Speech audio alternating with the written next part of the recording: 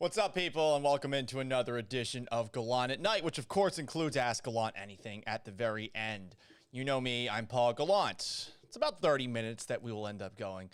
Let's start off by talking about the drama that we have been seeing across the NFL over the last couple of weeks, and specifically the last 2 days. Quarterbacks are starting to flex. We started to see it a couple of weeks ago when Deshaun Watson decided to demand a trade. I talked about this on my solo show on Friday before I had flown out to Las Vegas for a quick little weekend with a couple of friends. And I did not think that we would so rapidly see a quarterback in a good situation decide that he too wanted to flex publicly, though it took some prodding for him to get there. For those who don't know, my Houston people especially, the last 2 days have been quite dramatic here. Because on Sunday, Jason La Canfora, a person that those in Houston who are familiar with me probably don't think too highly of his reporting skills, had put out that Russell Wilson's camp thinks that Russ is extremely frustrated with the amount of sacks that he has been taking over all these years. You see that, you think to yourself, okay, is this a case of Jason no confirmer again? But I thought about it. I talked with my co-host who actually does trust what Jason La Canfora was saying. I thought to myself, well, Russell Wilson did do a one-on-one interview with La Canfora about Antonio Brown last August. Went viral.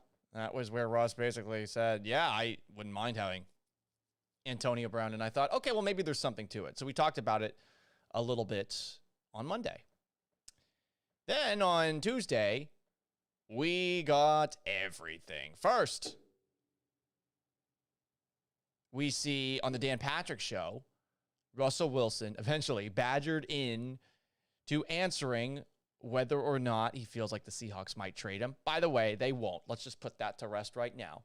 They're not going to. It would be a ridiculous dead cap hit for that to happen. There's some drama going on. There's sour feelings, I imagine, in Seahawks management. There's sour feelings in Russell Wilson's camp and with Russell Wilson too. He's not getting traded. His contract is currently untradeable right now, and it's not a situation like with Deshaun Watson where there's actually a chance that the guy might sit out. I have a hard time seeing a 32-year-old quarterback that played for a 12-4 team last season actually going and doing that. But he's on the Dan Patrick Show, and Patrick prods him into saying what he's feeling, saying uncomfortably that he's tired of getting hit. And while I was annoyed by some of the things that he has been saying of late, talking about his legacy, I don't care. Talking about how sometimes the sacks that he takes that are on him, they result in touchdowns when they don't result in sacks. It was very casual the way that he just explained away a lot of the sacks that he takes. He is at fault for a lot of sacks, as is the Seahawks scheme, as is the Seahawks offensive line. But essentially, he threw his offensive line under the bus publicly. Then, on a Zoom session, talking about the Walter Payton Man of the Year, he, again, pushed into a corner, is asked if he's frustrated about with the Seahawks themselves, and he again says, like, I'm tired of getting hit. And he's right. I mean, he should be tired of getting hit. It's more, why did you do it now? And I'll just say it because from 19 to 20, the Seahawks offensive line improved. Not a lot. And obviously it got exposed down the stretch, but it improved. You can't deny that. It is better this year than it was last year. So I just found it strange that Russell Wilson would decide to air this publicly now. It's not me saying that I don't want Russell Wilson to talk. I am saying I don't want to hear from Russell Wilson's court, crew. I don't think I'm allowed to say the P word anymore, even though I think it refers to gang and tombstone or something like that. Whatever you want to call it, crew, what was it? What was it? Camp. That was the first thing. Sorry, I already forgot it. I've been trying to block it out of my head. I don't give a damn what those people say. I don't want to hear from them. I would have said a more strong expletive in past years, but look at me. I controlled myself. I don't want to hear it. But if Russ is actually putting his name on it, okay. But now he has to do some damage control. If you're Dwayne Brown and you hear this, how are you feeling? Probably not so good. If you're anyone else on that offensive line, you're probably thinking to yourself, wait, what? I thought we did a better job this past season. So Russ is going to have to clean that up. And I just don't see how he benefits from bringing this up publicly. Because the Seahawks have tried to improve the offensive line. They've just been bad at it. Really bad. I outlined that this morning. And I don't want to go into super detail.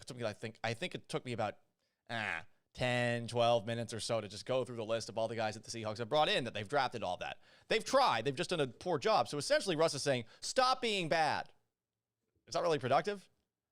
And I think the Seahawks are thinking about their offensive line. Guess what? They also have to think about their defense. There's a lot of things on their plate this offseason to get from this point where they're 12-4, could be division champs, but probably aren't going to go very far in the playoffs because of some of the limitations that they have defensively and offensively.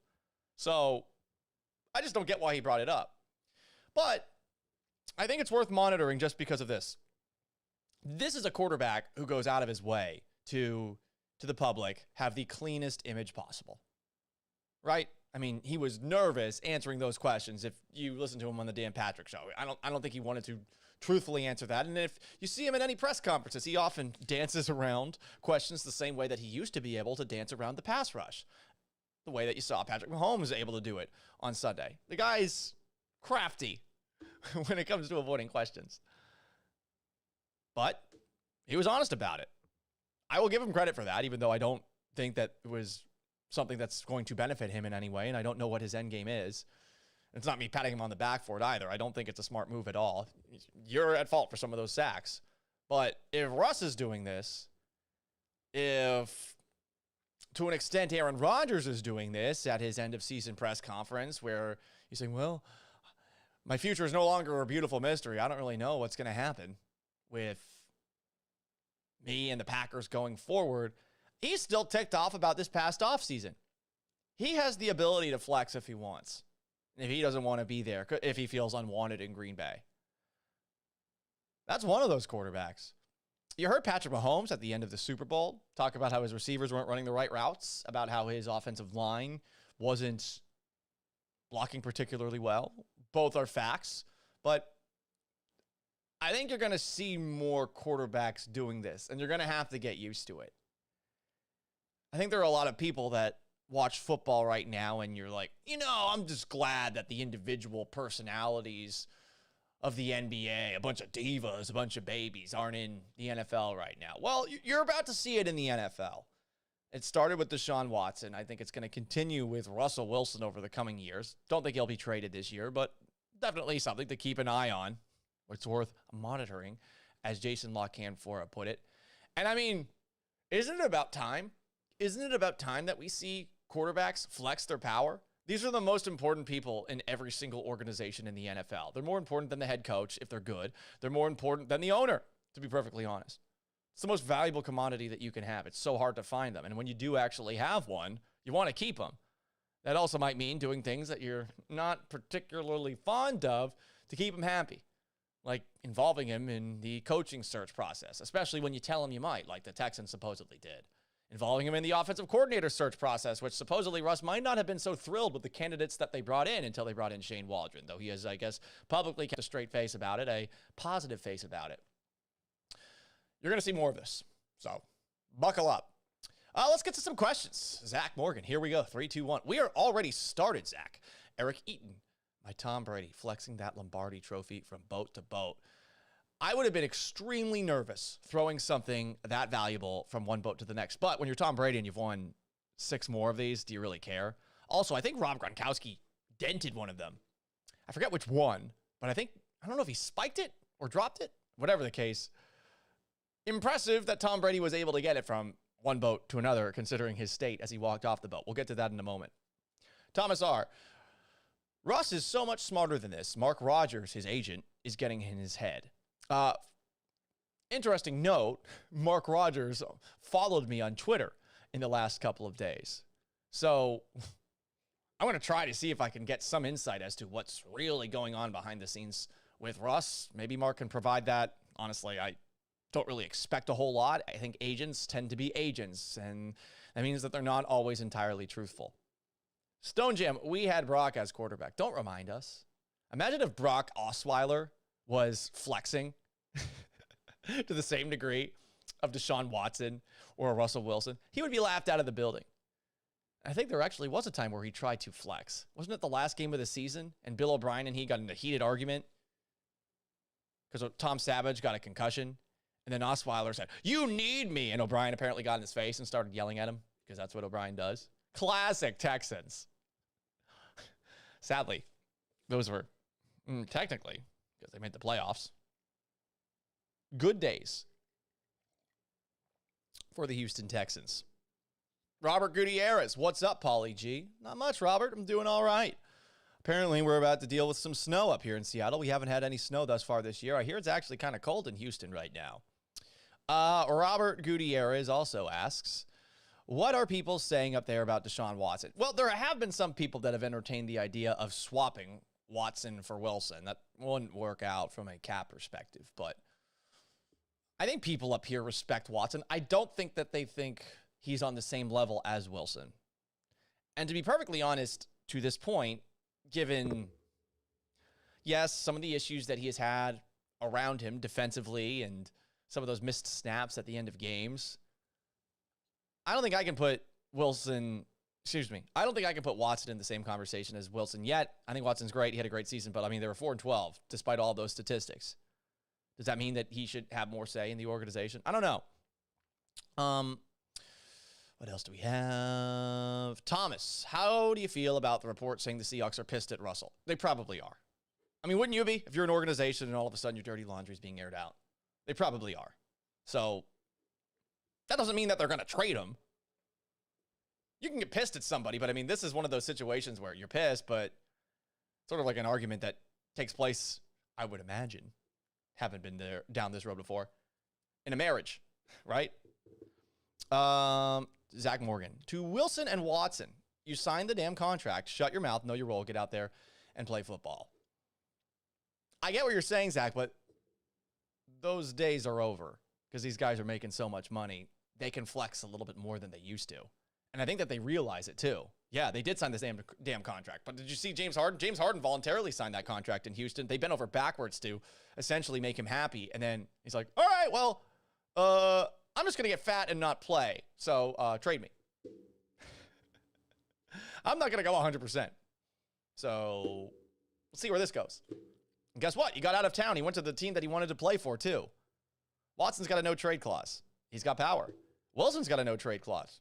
He's got power. These two can pick where they go theoretically next. You're going to see more of this with good quarterbacks. And I wonder how you can rationalize it. I think in the case of Patrick Mahomes signed a 10-year deal with the Chiefs. He's going to be there forever.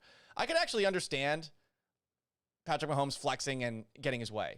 A little bit more difficult for Deshaun Watson and for Russell Wilson, who I believe both have about 2 to 3 years left officially on their contracts. The Texans have team control over him. They can franchise tag him. The Seahawks have team control over Wilson. They can franchise tag him. I mean, that's the big thing that they hold over quarterbacks that NBA players don't have looming over them. If an NBA player hits free agency, he doesn't have to go back. A team can offer him more money than anybody else because of bird rights, but he doesn't have to sign that deal. In the NFL, a team can just lock up a guy by default every offseason. And honestly, no matter how much that quarterback costs, if the guy's good enough, you should. Dak Prescott in Dallas, I mean, that's something you think about. Kirk Cousins, franchise tagging him in Washington, what you saw a couple of years in a row. I mean, he was their best option. It's worth paying $34 million a year if you like the guy. Robert Gutierrez, can you believe that Cal McNair has a team chaplain in his ear that he listens to? Yeah, it's weird. It's weird. I saw Jamie Roots step down as president. Kind of interesting that Jamie Roots released a book about leadership and ends up stepping down only a couple of months after that. It's on Amazon, by the way. I have nothing against Jamie Roots. We've had some nice conversations before. Not very long ones, and they've generally been, hey, he's coming into the studio. Hey, what's up, Jamie? It's me, Paul. Hi, Jamie. Or, hi, Paul. It's me, Jamie. Like that. They haven't really gone into any detail. I just kind of think it's funny that he stepped down after the year that he released a book. There's been so much dumping on the Texans. I'm not trying to spin zone it. It's a mess. Cal McNair, awful owner. I think we can all agree on that. If Easterby is the guy that he's looking at and he's saying, yeah, this guy, who, if you've watched some of his, I don't want to call it stand-up, but if you've watched some of his sermons, I guess you would call it, he has tried to pull off some really awful jokes in it. sort of reminds me of the bosses up here in Seattle. We've had conversations about, hey, what do we do? How do we get the best out of Paul Gallant? And some people have said, how about you try to be less funny? Because you're not funny. And I was like, well, damn. But I mean, Jack Easterby might need to take that into account the next time that he does a sermon. I'll just say this.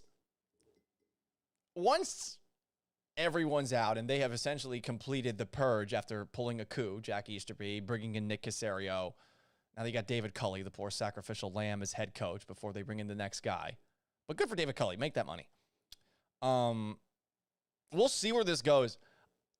There is a part of me that does want to see what these two do together, because I actually do have respect for Nick Caserio. Jack Easterby, you got to give him respect for this. He has found a way to get the ear of the most important person in an organization. That isn't easy to do, right? To gain the trust of a billionaire? No, that's hard. So I don't think he's incompetent necessarily. But I do think he is someone that would make my skin crawl if I ever spoke to him and would be difficult to trust. But these things can change with time. I'm not expecting them to. This is sort of me just throwing a devil's advocate argument out there. Robert Gutierrez, with Watson, it's not about money. It's about speaking up for the team and what's going on in the organization. Yeah, I think you're right on that, Robert. But it is also about, I don't want to be here anymore. I don't think it's necessarily just about everybody around him. I think it's about getting the hell out. Randy Johnson. Is that how things worked with the Randy Johnson trade? And by the way, I'm going to start watching some old Mariners games as we get closer and closer to the regular season. And of course, we have Jerry DiPoto on tomorrow. Looking forward to that. We got to ask him about. Apparently, they're deadening the balls. Brent McKinney. Russ seems to be feeling his declining running ability and poor decision making to get to that MVP level and then lashing out. I think actually he saw Patrick Mahomes and thinks that he still has the skill set of Patrick Mahomes and saw him getting sacked and hit and thought to himself, oh, well, behind that offensive line, he can't do anything. Here's the reality. Russell Wilson is no longer as mobile as Patrick Mahomes is. He needs to be honest about that with himself. He also needs to be honest with himself about the fact that he does take some of those sacks, and you can't just explain it away as, well, I mean, sometimes we get touchdowns when I extend plays. Is it every single time? I don't know about that. So I think he needs to be honest with himself. He raised points about the offensive line that are valid. You can't say, oh, well, he's full of it. No, I mean, they've never had a good offensive line, per se. They've tried to improve that offensive line, and it's hard to do that. But I do think that if you're going to bring this up, this is something that you bring up privately, unless you really feel like your message is not being heard. But, I mean, here's the other thing. What does Russ want? Does he want just the Seahawks to just give a big contract to somebody? All right, here we go. Here's a giant contract, Andrew Norwell, who sucks in Jacksonville. Here's a great contract, Nate Solder in New York, also not doing well.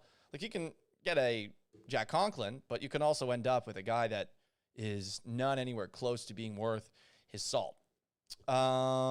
Stone Jam. Tom Brady partied hard boat style. Yeah, man. He made some funny jokes about it after the fact. He said, like, oh, it's this avocado tequila. I got to say, this was brought up by Ross Tucker. Whoever that security guard was that was walking him off the boat, man, do a better job of making him not look like he is completely incapacitated. Come on.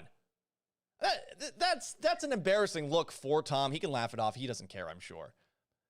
But the way that he kind of like grasped him, it was almost as if he was escorting somebody out of the bar who just puked on the floor.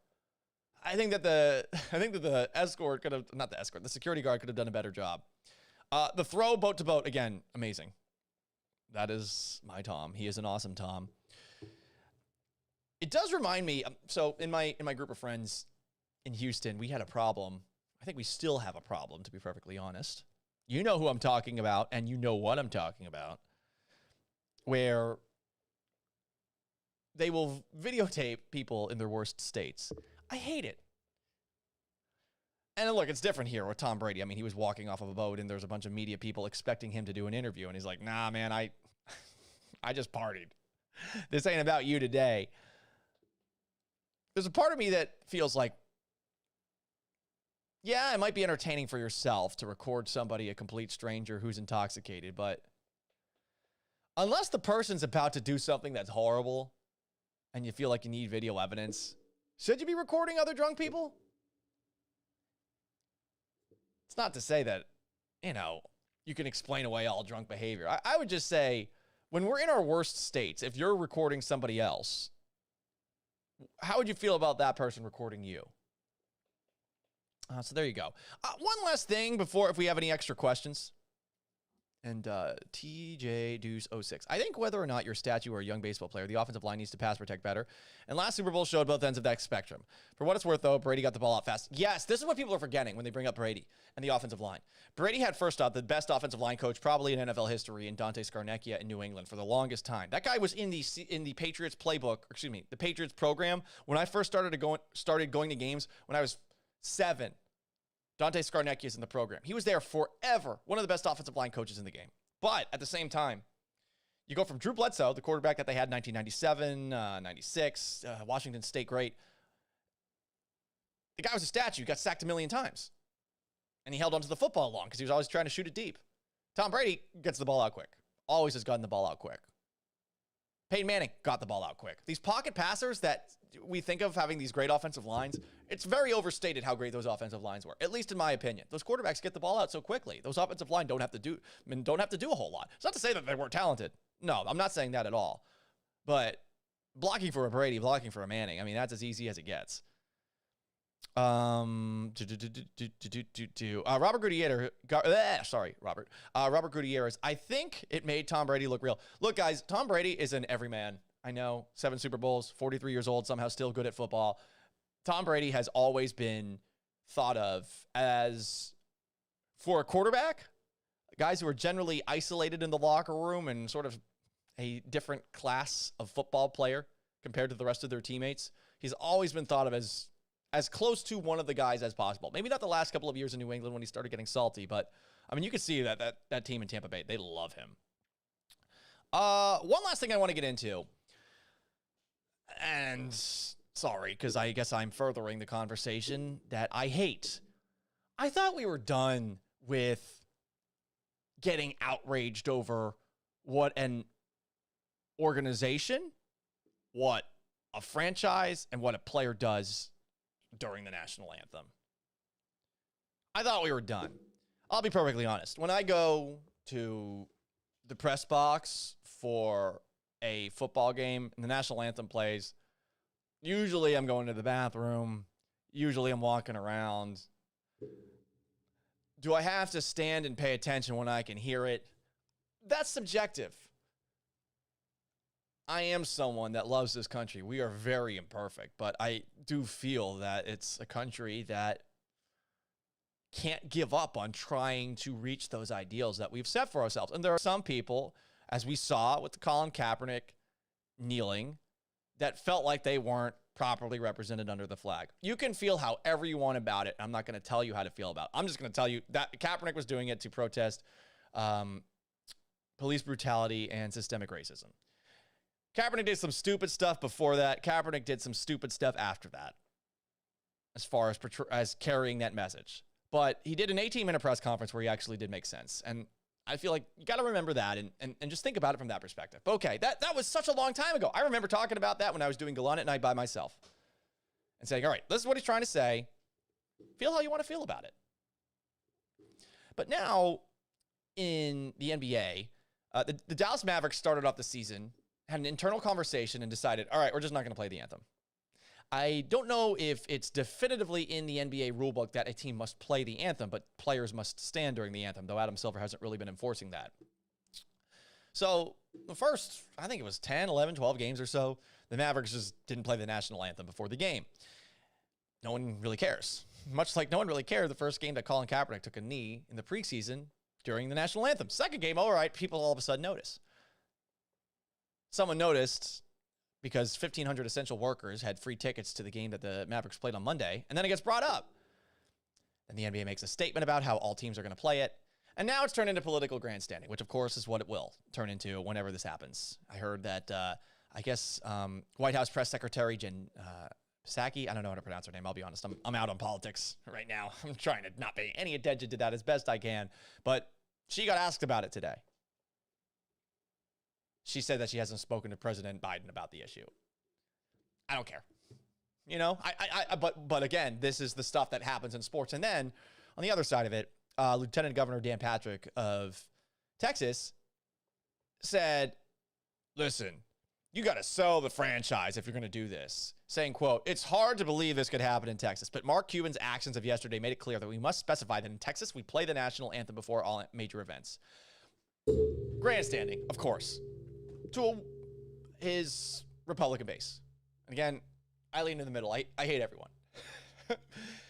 But he's definitely pandering here, right? In bringing it up. Because does anyone really still care about this stuff? And I'm sure that some of you do. But I'm at the point where I just don't care. And we're still bringing it up. And we're only bringing it up so that we can further our own agendas. And I would say specifically politicians. And I think that is more divisive than the decision that Mark Cuban made. Look, he's got some people in the organization that don't want it played. So he decided we're not going to play it. He's a private corporation. Isn't that his right? Isn't that his right to do that? Isn't that his decision that he can make? It might be a bad one that blows up in his face because of the PR side of things, but it's strange to me that this has blown up the way that it has today. I guess it's a slow news day, but I really do not care about it. And I think a lot of people are at the same point. I'm not watching sports to see what a player does in the national anthem. I acknowledge that they're pissed about some stuff. I don't blame them. But what happened before the national anthem and what happened after the national anthem has not changed my anthem respecting habits. I've always been the same. Just like a lot of people in stadiums have been the same, where you're buying beer or you're farting, taking a piss while it's taking place. Not the biggest deal to me. I'm sure some of you guys disagree. What else do we got? Blah, blah, blah, blah, blah, blah, blah, blah. Look, political takes. I care more about the mile-long lines for food at food banks in Texas and elsewhere. I agree with you there. Cheddar Slice, I second that. Jack Easterby, top comedian 2021. Pack the car. Very classy. Eric Eden, you got to look up online, and I think it's on Twitter. Some people have put together videos that are essentially Jack Easterby and some of the attempts at jokes that he makes in stand-up comedy, and they put the Seinfeld music behind it. And oh my God, it's just so pricelessly hilarious. It really is funny. Boom, boom, boom, boom, boom, boom, boom. Hey, do you think Jesus was walking, like the crip walk across the water? Huh? Well, I guess that's not funny. It's hysterical to see him just bomb in some of the jokes that he makes. What else do we have here? Cheddar Slice. Maybe Brady is the T-1000. Hang on a second. I love the Terminator franchise. Terminator 2 is, I think, the best action movie ever made. The T-1000 is the liquid metal dude played by Robert Patrick in Terminator 2. I thought that was the case. I always get confused. Like, what Terminator is Arnold Schwarzenegger's Terminator? Because he's in the first one, the second one. I actually watched Terminator Genesis recently. It wasn't terrible, but kind of was all over the place. Better than check that. Terminator Dark Fate. Terminator Genesis is the one that's sort of all over the place. That has Daenerys Targaryen in it. All right, guys. Appreciate you guys tuning in for today's edition of Ask Gallant Anything. Load up the questions earlier. I don't know how to increase engagement on that. If there's a time that I should be posting that where you guys can ask questions before the show, but we did not. And by we, I mean me. I don't know why I talk about myself in the second person singular sometimes. Wait, third person singular? I don't know. Second person singular from time to time. Me, myself, and I. And whatever the case. Ask the questions earlier so we can have some stuff to work with. But this was Gallant at Night. We will be back at it with Danny and Gallant tomorrow morning at 7, then the Paul Gallant Show at 10, in case you want to tune in. Both of those are Pacific time. At Gallant Says on Twitter, facebook.com/Paul Gallant Sports if you like the Facebook and you're seeing me on another app. Please subscribe to my YouTube channel, youtube.com/Paul Gallant, PaulGallant. I'm on Twitch too. I don't know how many people use Twitch, but at some point I think I'm going to start playing video games, perhaps with my old producer of Gallant at Night, Josh Beard. What else do I have? That's all, folks. So long. Farewell. You have yourself